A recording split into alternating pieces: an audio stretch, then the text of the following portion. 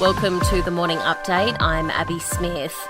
Millions of Aussies will enjoy an unofficial long weekend this weekend. ANZAC Day will see another public holiday across the country on Tuesday. A reminder, in New South Wales, double demerit points are in force from today. 33 organisations, including banks and industry groups, will attend a roundtable aimed at boosting investment in renewables. Together, the investment groups manage more than $2 trillion. The federal government wants more of that put towards clean energy and says the transition away from fossil fuels presents a jobs opportunity. LIV Golf has officially arrived in South Australia, the first time the tournament has made its Australian debut. It's a rebel competition boasting some of the biggest names in the sport. South Australian Premier Peter Malinauskas says it's another major draw card, but something completely different from last week's gather round. The great thing about this is there's a whole new group of visitors coming over. A lot of footy people have gone home, a lot of golf people have come to town. That attracts a different demographic, so it's a different market and a different lot of money coming into the state. The father of controversial Senator Lidia Thorpe says he's very disappointed in her recent behaviour. Roy Illingworth has told Sky News his proudly Indigenous daughter was not oppressed, as she claims. There's no way she was. She was spoiled. She never went without anything growing up. We always rented houses, wasn't in commission houses. She got everything she wanted, and she knows that too. And now she's even more privileged now for the position she's in.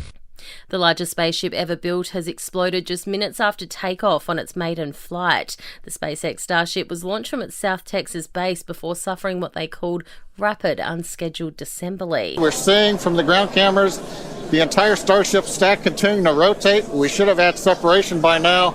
Obviously, this does not appear to be a nominal situation. And if you have any old Tupperware at the back of the cupboard, you might want to think about chucking it up on eBay. Since the company announced it was in dire financial straits earlier this month, there's been a 130% increase in online sales. Retro salt and pepper shakers have so far proven the biggest ticket item, going for more than $100 each. Sport and entertainment news next.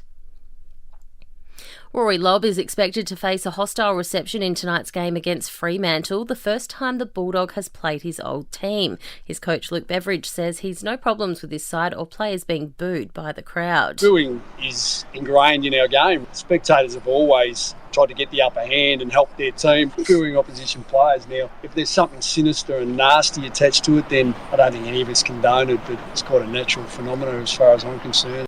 Rabbitohs star Latrell Mitchell is giving credit to Panthers centre Stephen Crichton for a standout performance in the Round 8 NRL opener. Crichton scored all of Penrith's points, but it was his opposite number, Isaiah Tass, who scored the match winner in the 20-18 win for South Sydney. Mitchell says it was a great matchup. It's a big credit to Critter, actually. He was one of the standouts. He brought him back into the game.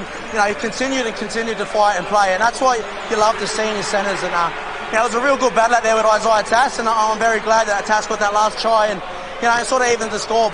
Tonight, the Broncos take on the Eels in Darwin. In tennis, Alex de Minaur has reached the quarterfinals of the Barcelona Open. He now faces number 2 seed Stefanos Tsitsipas for a place in the semis. And Molly O'Callaghan has won the women's 200-metre freestyle at the Australian Swimming Championships, while Kyle Chalmers has given a stunning performance in the 100-metre freestyle final. In entertainment news, Post Malone has become the king of the music world. The rapper is now the RIAA's most diamond-certified artist after 3 of his tracks crossed the 10 million sales mark, shattering Bruno Mars' previous record. Taylor Swift's ex has been spotted for the first time since the pair split, Joe Alwyn trying to shake it off when he was spotted in central London nearly 2 weeks after their 6-year relationship ended.